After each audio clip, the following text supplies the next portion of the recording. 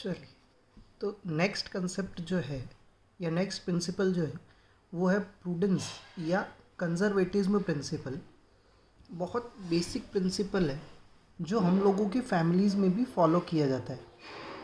क्या है, देखो, प्रूडेंस प्रिंसिपल या कंजर्वेटिज्म प्रिंसिपल कि हम लोगों की फैमिली में जो भी अर्निंग पर्सन है, जो भी पैसा अर्न करते हैं, उन लोगों का एक नेचर है कि वो कुछ पैसा, जितनी भी अर्निंग है उसके अकॉर्डिंग कुछ पैसा क्या करते हैं, वो सेव करके रखते हैं। और वो पैसा क्यों सेव किया जाता है? फॉर फ्यूचर पर्पज़ के लिए, कि उस पैसे को सेव करके जो भी फ्यूचर में किसी तरह की अगर कोई अनसर्टेनिटीज़ होने वाली है या कुछ भी ऐसा, तो उसके लिए क्या किया जाता है, इस पैसे को सेव किया जाता है रेगुलर बेसिस पे।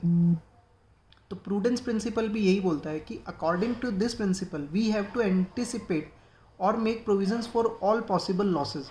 यानी बिजनेस में अगर आपको एंटिसिपेट हो रहा है कि किसी तरह के फ्यूचर में लॉसेज होने वाले हैं, तो आप उसके लिए अभी से ही क्या स्टार्ट कर दें, प्रोविजंस करना स्टार्ट कर दें। यानी कुछ कुछ पैसा अभी से ही बचा के रखना चालू कर दें, जिससे कि फ्यूचर में जब वो लॉस होगा तो हमारा बिजनेस उतना इफेक्ट उस चीज़ से नहीं होगा। लेकिन but do not anticipate for the profits. लेकिन अगर फ्यूचर में किसी तरह के प्रॉफिट्स होने वाले हैं तो उसके लिए अभी से ही हमको कोई वो पैसा खर्च करने की ज़रूरत नहीं है या किसी तरह का प्रोविज़न बनाने की ज़रूरत नहीं है। तो बिल्कुल क्लियर है, प्रूडेंस और कंजर्वेटिव प्रिंसिपल क्या बोलता है कि फ्यूचर में होने वाले लॉसेस के लिए आप अभी से ही क्या करना स्टार्ट कर दें, प्रोविजंस करना स्टार्ट कर दें, जिससे कि जब फ्यूचर में लॉस होगा तो हमारा बिजनेस उतना इफेक्ट नहीं होगा। ठीक है, लेकिन फ्यूचर में होने वाले प्रॉफिट्स के लिए किसी तरह का प्रोविज़न करने की रिक्वायरमेंट नहीं है। नेक्स्ट जो प्रिंसिपल है वो है कॉस्ट कंसेप्ट या हिस्टोरिकल कॉस्ट प्रिंसिपल। ये प्योरली रिलेटेड है बेटा असेट से। क्या बोला गया कि असेट्स को आप जितने रुपए में भी परचेज करते हैं और जब भी परचेज करते हैं उसको उसी की वैल्यू पे ही रिकॉर्ड किया जाएगा जितने रुपए में आपने उसको परचेज किया है, irrespective of its market price.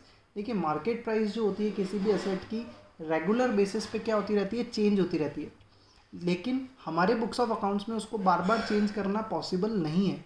इसीलिए हिस्टोरिकल कॉस्ट कंसेप्ट या कॉस्ट कंसेप्ट क्या बोलता है कि जो भी असेट्स आपने खरीदी है उसको उसकी एक्चुअल कॉस्ट पे, यानी जितने रुपए में हमने उसको परचेज किया है उसी कॉस्ट पे क्या रिकॉर्ड करेंगे, उसको रिकॉर्ड करेंगे। हाँ, उसमें से डिप्रिसिएशन का इफेक्ट देंगे, लेकिन उसको रिकॉर्ड किस पे किया जाएगा, तो उसकी एक्चुअल कॉस्ट पे ही उसको रिकॉर्ड किया जाएगा, irrespective of their market value, चाहे उसकी मार्केट वैल्यू जो भी हो। तो देखिए क्या लिखा है आपने, according to this principle an asset is recorded in the books of accounts at price paid to acquire it. जितना प्राइस हम लोग पे कर रहे हैं टू अक्वायर इट, यानी परचेज प्राइस जितने रुपए में अपन ने उसको खरीदा, irrespective of its market value, जितनी भी उसकी मार्केट वैल्यू है उससे मतलब नहीं, हम उसको किस पे रिकॉर्ड करेंगे, जितने रुपए में हमने उसको खरीदा था। हाँ, डेप्रीसिएशन का इफेक्ट जरूर हम लोग उस पर देंगे, उसमें कोई इशू नहीं है। फिर देखिए मैचिंग प्रिंसिपल, हम बात करते हैं ना P&L account, profit and loss account की एक्सपेंसेस और इनकम लिखते हैं उसमें। तो मैचिंग प्रिंसिपल यही बोलता है कि किसी एक पीरियड ऑफ टाइम में, वो पीरियड ऑफ टाइम कुछ भी हो सकता है, may be 12 months, 3 months, 4 months, 5 months, जो भी, लेकिन उस पीरियड ऑफ टाइम की रेवेन्यू को सेम उसी पीरियड ऑफ टाइम के एक्सपेंसेस के साथ क्या किया जाता है, मैच किया जाता है। मतलब अगर मैं बोलूँ 6 मंथ का अगर अपन एक्सपेंसेस ले रहे हैं तो 6 मंथ की क्या लेंगे हम लोग, रेवेन्यू लेंगे और उसको क्या करेंगे, मैच करेंगे, और फिर हम लोगों को रिजल्ट पता चलेगा क्या, प्रॉफिट या लॉस। मे बी हमको क्या होगा, बिजनेस में प्रॉफिट होगा, या मे बी क्या होगा, बिजनेस में हमको लॉस होगा। तो ये चीज़ आप ध्यान रखिएगा। फिर जो नेक्स्ट प्रिंसिपल है वो है क्या, तो डुअल एस्पेक्ट या डुअलिटी प्रिंसिपल। डुअलिटी प्रिंसिपल क्या बोल रहा है कि हर फाइनेंशियल ट्रांजैक्शन के कितने इफेक्ट आएंगे, 2 इफेक्ट आएंगे, और इसी के ऊपर हमारी बेस जो है बुक भी यही है। अगर आप जब बुक आपके पास होगी तो आप बुक का नेम देखिएगा, वहाँ पे लिखा हुआ रहेगा double entry book keeping system. तो double entry book keeping system कहाँ से, डुअल एस्पेक्ट की वजह से कि हर ट्रांजैक्शन के कितने इफेक्ट आएंगे, 2 इफेक्ट आएंगे ही आएंगे, 2 इफेक्ट आएंगे ही आएंगे, चाहे कोई सा भी ट्रांजैक्शन हो आपका। ठीक है, तो ये चीज़ आपको ध्यान रखनी है। दोनों कंसेप्ट को मैं एक बार वापस से रिवाइज करता हूँ, मैचिंग प्रिंसिपल और डुअल एस्पेक्ट को।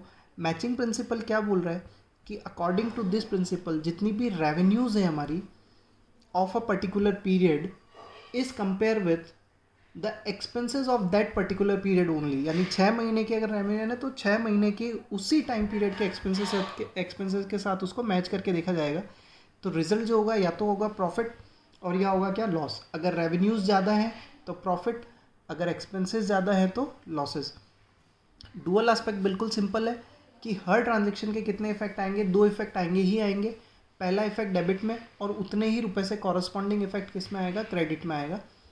ठीक है। चैप्टर नंबर 8 से चैप्टर नंबर 5 में थोड़ा प्रैक्टिकल जब हम करेंगे तो आपको पता चलेगा कि एक ट्रांजेक्शन के 2 इफेक्ट किस तरीके से आते हैं।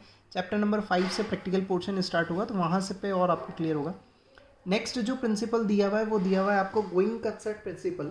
गोइंग कंसर्न प्रिंसिपल भी है और गोइंग कंसर्न को अजम्पशन भी बोला जाता है।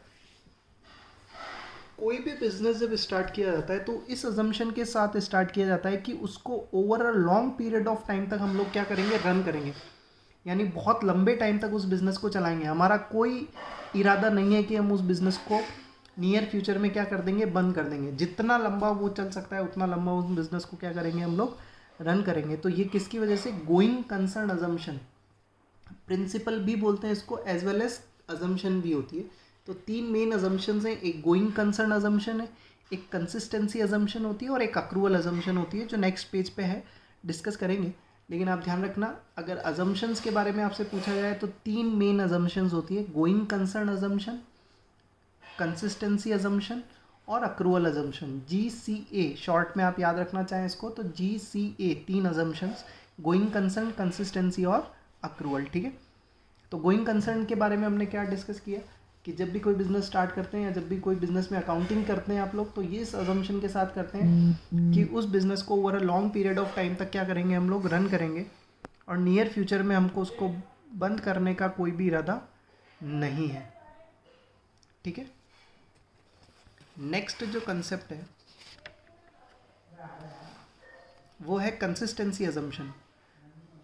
कंसिस्टेंसी अजम्पशन क्या बोलता है कि according to this principle once an accounting policy is adopted should applied consistently year after year. एक बार जो आपने अकाउंटिंग पॉलिसीज़ फॉलो कर ली, किसी भी तरह की अकाउंटिंग पॉलिसीज़ हो सकती है। मैं आपको एक सिंपल एग्जांपल देता हूँ जो कि हमारे सिलेबस में आगे आएगा भी सही। जैसे डेप्रीसिएशन कैलकुलेट करने के 2 मेथड्स होते हैं या और भी बहुत सारे मेथड्स होते हैं हमारे सिलेबस में। जैसे 2 मेथड हैं, एक है स्ट्रेट लाइन मेथड और एक आता है रिटन डाउन वैल्यू मेथड। तो अगर किसी फॉर्म ने, किसी ऑर्गेनाइजेशन ने, किसी कंपनी ने straight line method current year के लिए फॉलो कर लिया तो नेक्स्ट ईयर भी वो क्या करेगा, उसी सेम जो मेथड को है वो फॉलो करेगा। यानी नेक्स्ट ईयर भी वो कौन सा मेथड फॉलो करेगा, स्ट्रेट लाइन मेथड। उसके नेक्स्ट ईयर में भी कौन सा फॉलो करेगा, स्ट्रेट लाइन मेथड। और उसके आने वाले जितने भी साल होंगे ईयर टू ईयर कंसिस्टेंटली वो कौन सा मेथड फॉलो करेगा, स्ट्रेट लाइन मेथड। यानी एक जो अकाउंटिंग पॉलिसी आपने फॉलो कर ली, आप over a long period of time तक ईयर टू ईयरली बेसिस पे आप क्या करेंगे, उसी अकाउंटिंग पॉलिसी को क्या करेंगे, फॉलो करेंगे। देखिए ऐसा करने से क्या होता है कि कंपेरेबिलिटी जो होती है वो इजी हो जाती है कि आप इजीली क्या कर सकते हैं, कंपेयर कर सकते हैं। और एनालिसिस वगैरह जो है वो बहुत इजी हो जाता है with regards to previous year. तो ये चीज़ consistency assumption, according to this principle once an accounting policy is adopted should applied consistently year after year. एक बार जो अकाउंटिंग पॉलिसी फॉलो कर ली उसी को आपको कंसिस्टेंटली क्या करना है, फॉलो करना है। तो आप जैसे मैं आपको बोलूँ कि कोई यूज़र ने फाइनेंशियल स्टेटमेंट देखा से 2020 का और 2020 में डिप्रिसिएशन का मेथड स्ट्रेट लाइन मेथड था, तो वो क्या सोचेगा कि 2019 में भी क्या रहा होगा, डिप्रिसिएशन का मेथड स्ट्रेट लाइन मेथड ही रहा होगा, 2018 में भी वही रहा होगा। तो ये चीज़ आप ध्यान रखिएगा, इसलिए इसको बोला जाता है क्या, कंसिस्टेंसी प्रिंसिपल या अजम्पशन। नेक्स्ट जो है वो है अक्रूवल अजम्पशन। अक्रूवल अजम्पशन क्या बोलता है, according to this assumption a transaction is recorded in the books of accounts at the time when it is entered into and not when the settlement take place. Transaction को कब record किया जाता है, जब उसको क्या किया जाए, हमारी बुक्स ऑफ अकाउंट्स में रिकॉर्ड किया जाए, ना कि जब उसको सेटलमेंट किया जाए। देखिए क्या होता है, जैसे मैं आपको बोलूँ ना, आउटस्टैंडिंग, अक्रूड, जो हमने पॉइंट्स डिस्कस करे थे, प्रीपेड और ये सब, तो वो इसी अजम्पशन की वजह से आते हैं कि ट्रांजेक्शन्स को, एक्सपेंसेस और इनकम को उनके अक्रूवल बेसिस पे, यानी जब वो ड्यू होते हैं तभी हम लोग क्या कर देते हैं, उसको बुक्स ऑफ अकाउंट्स में रिकॉर्ड कर देते हैं, ना कि जब उनका पेमेंट होता है। इसका रेफरेंस नेक्स्ट चैप्टर में बहुत अच्छे से आएगा, पूरा चैप्टर ही इसके ऊपर बेस्ड है, basis of accounting, cash basis of accounting और अक्रूवल बेसिस ऑफ अकाउंटिंग। तो वहाँ पे और ज़्यादा क्लियर होगा, पर अभी के लिए आपको ये याद रखना है क्या कि एक्सपेंसेस और इनकम को किस बेसिस पर रिकॉर्ड किया जाता है कि जब वो हमारे लिए ड्यू होते हैं, जैसे ही ड्यू होंगे उनको रिकॉर्ड कर दिया जाएगा। सेटलमेंट हुआ या नहीं हुआ, इनकम रिसीव हुई या आपने एक्सपेंसेस का पेमेंट किया या नहीं किया, वो कंपलसरी नहीं है। लेकिन कंपलसरी क्या है कि वो आपके लिए अगर ड्यू हो गया तो आप अपनी बुक्स ऑफ अकाउंट्स में उसको क्या करेंगे, रिकॉर्ड करेंगे। एक लास्ट कंसेप्ट जो है अकाउंटिंग स्टैंडर्ड, जो हमारे सिलेबस के पॉइंट ऑफ व्यू से इतना इंपॉर्टेंट नहीं है, सिर्फ एक ब्रीफ है, इंट्रोडक्शन है कि अकाउंटिंग स्टैंडर्ड क्या होते हैं, वो हम डिस्कस करते हैं। तो अकाउंटिंग स्टैंडर्ड्स जो हैं जैसे प्रिंसिपल्स हैं, तो हम बोल सकते हैं क्या है कि बेसिक गाइडलाइंस है या रूल्स एंड रेगुलेशंस हैं। जो बनाता है कौन, तो institute of chartered accountants of India. Institute of chartered accountants of India जो है ये अकाउंटिंग स्टैंडर्ड्स क्या करते हैं, इशू करते हैं। और ये क्या होते हैं, तो सिंपल रूल्स एंड रेगुलेशंस हैं कि किस तरीके से आपको अकाउंटिंग करनी है, ऑल ओवर इंडिया में कंसिस्टेंटली किस तरीके से किसी चीज़ों को फॉलो करना है, फाइनेंशियल स्टेटमेंट कितने स्मूथली बन सकें, कितने अंडरस्टैंडेबल बन सकें, क्वालिटी जो है इम्प्रूव हो सके, फॉर्मेट एकदम प्रॉपर हो सके। इन सब चीज़ों के लिए क्या बनाए जाते हैं, तो अकाउंटिंग स्टैंडर्ड बनाए जाते हैं। कौन इशू करता है, तो institute of chartered accountant of India. एक शॉर्ट नोट हमने लिखा है, हमारे लिए इतना रेलेवेंट नहीं है अभी, बट फिर भी देखिए आप क्या लिखा है इसमें, they are a set of guidelines that are followed for preparation and presentation of the financial statement. जिससे कि क्या हो सके, फाइनेंशियल स्टेटमेंट प्रॉपरली प्रिपेयर हो सकें और उनको ढंग से हम लोग क्या कर सकें, प्रेजेंट कर सकें टू द यूजर्स। फिर आगे क्या लिखा है, they are accounting rules and procedures relating to the measurement, recognition, treatment, presentation and disclosure of accounting transaction in the financial statements issued by the council of institute of chartered accountants of India. तो कौन issue करता है, institute of chartered accountants of India. ये चीज़ आप ध्यान रखिएगा। अब देखिए मैं एक बार वापस से अगर सारे जो अकाउंटिंग प्रिंसिपल्स हैं एक बार ब्रीफ में रिपीट कर दूं, जिससे आपका एक जो है रिवीजन हो जाएगा। तो देखिए सबसे पहले जो हमने डिस्कस किया था वो business entity principle. Business entity principle का मतलब बिजनेसमैन और बिजनेस दोनों को सेपरेट माना जाता है। जो ट्रांजेक्शन्स हैं वो कहाँ रिकॉर्ड होते हैं, तो बिजनेस के बुक्स ऑफ अकाउंट्स में रिकॉर्ड होते हैं। और कैपिटल इसी वजह से बिजनेस की क्या मानी जाती है, लायबिलिटी मानी जाती है। मनी मेजरमेंट प्रिंसिपल, जितने भी मनी वर्थ ट्रांजेक्शन्स हैं उसको हमारी बुक्स ऑफ अकाउंट्स में रिकॉर्ड करेंगे।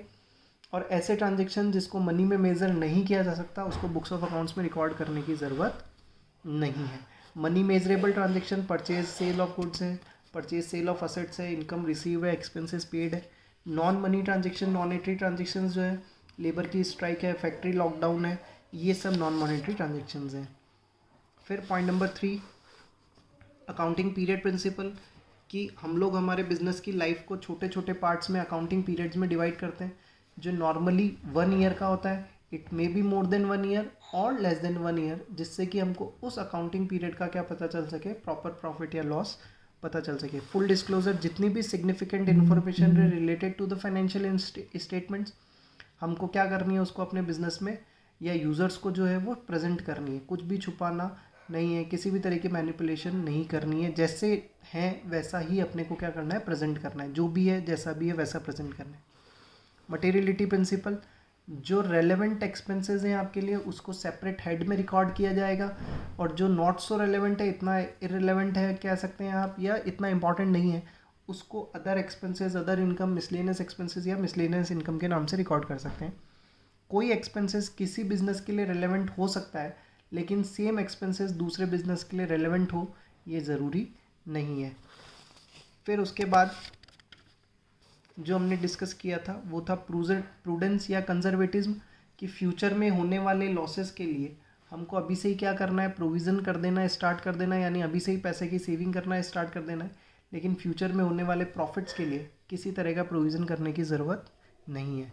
कॉस्ट कंसेप्ट या हिस्टोरिकल कॉस्ट कंसेप्ट, जितनी भी असेट्स हम लोग खरीदते हैं उसको उनकी परचेज प्राइस पे ही रिकॉर्ड किया जाएगा, irrespective of their market value. Market value से हमको कोई लेना देना नहीं है। हाँ, लेकिन जो वो परचेज प्राइस है उस पर डिप्रिसिएशन का इफेक्ट हम लोग दे सकते हैं और देते भी हैं। ठीक है। फिर है मैचिंग प्रिंसिपल। मैचिंग प्रिंसिपल का क्या मतलब है, किसी एक पर्टिकुलर अकाउंटिंग पीरियड की इनकम को उसी एक पर्टिकुलर अकाउंटिंग पीरियड के एक्सपेंसेस के साथ क्या किया जाएगा, मैच किया जाएगा, जिससे कि उस अकाउंटिंग पीरियड का नेट रिजल्ट यानी प्रॉफिट या लॉस हम लोग क्या कर पाएंगे, फाइंड आउट कर पाएंगे। डुअल एस्पेक्ट, हर ट्रांजेक्शन के कितने इफेक्ट होते हैं, 2 इफेक्ट, एक डेबिट में और उतने ही अमाउंट से इफेक्ट जाएगा किधर, क्रेडिट में। फिर गोइंग कंसर्न अजम्पशन, जो बिजनेस हम लोग करते हैं, जो अकाउंटिंग हम लोग करते हैं, वो क्या अजम्पशन बेस पे करते हैं कि हमारा जो बिजनेस है वो over a long period of time तक क्या रहेगा, रन करेगा, नियर फ्यूचर में हम लोग उसको बंद करने वाले नहीं है, और इसी बेसिस पे क्या किया जाता है, अकाउंटिंग को किया जाता है। नेक्स्ट जो है कंसिस्टेंसी अप्रोच या कंसिस्टेंसी प्रिंसिपल जिसको हम लोग बोलते हैं। कंसिस्टेंसी प्रिंसिपल का मतलब क्या कि एक बार जो अकाउंटिंग पॉलिसी हमने फॉलो कर ली, ईयर टू ईयर कंसिस्टेंटली हमको क्या करना है, सेम अकाउंटिंग पॉलिसी को क्या करना है, फॉलो करना है। ठीक है, क्यों इजी रहता है ये, जिससे क्या आता है कि कंपेरेबिलिटी हो सकती है, एनालिसिस जो होता है वो इजी हो जाता है, इसलिए कंसिस्टेंसी अजम्पशन को फॉलो किया जाता है। जो यूज़र है अगर वो आपके करंट ईयर का फाइनेंशियल डेटा देख रहा है तो वो ये अज्यूम करेगा कि आपने प्रीवियस ईयर में भी वही अकाउंटिंग पॉलिसीज़ क्या करिए, फॉलो करिए। लास्ट, अक्रूवल अजम्पशन कि एक्सपेंसेस और इनकम को उनके ड्यू बेसिस पे क्या किया जाता है, रिकॉर्ड किया जाता है, ना कि उनके पेमेंट बेसिस पे। ये कहलाता है क्या, अक्रूवल अजम्पशन, और इसी की वजह से आउटस्टैंडिंग, अक्रूड, प्रीपेड, अनअर्न्ड का रेलेवेंस है। और लास्ट में अकाउंटिंग स्टैंडर्ड्स जो हैं वो प्रिपेयर किए जाते हैं, क्यों, जिससे कि या हम बोलें कि अकाउंटिंग स्टैंडर्ड्स जो हैं वो सेट ऑफ गाइडलाइंस हैं, रूल्स रेगुलेशंस हैं, जिससे कि फाइनेंशियल स्टेटमेंट को आप प्रिपेयर और प्रॉपरली क्या कर सकते हैं, प्रेजेंट कर सकते हैं। अकाउंटिंग स्टैंडर्ड कौन इशू करता है, तो institute of chartered accountants of India जो है वो इशू करता है। ठीक है, चैप्टर नंबर 3 यहाँ पे कंप्लीट होगा। नेक्स्ट चैप्टर हम लोग स्टार्ट करेंगे, चैप्टर नंबर 4, नेक्स्ट पार्ट।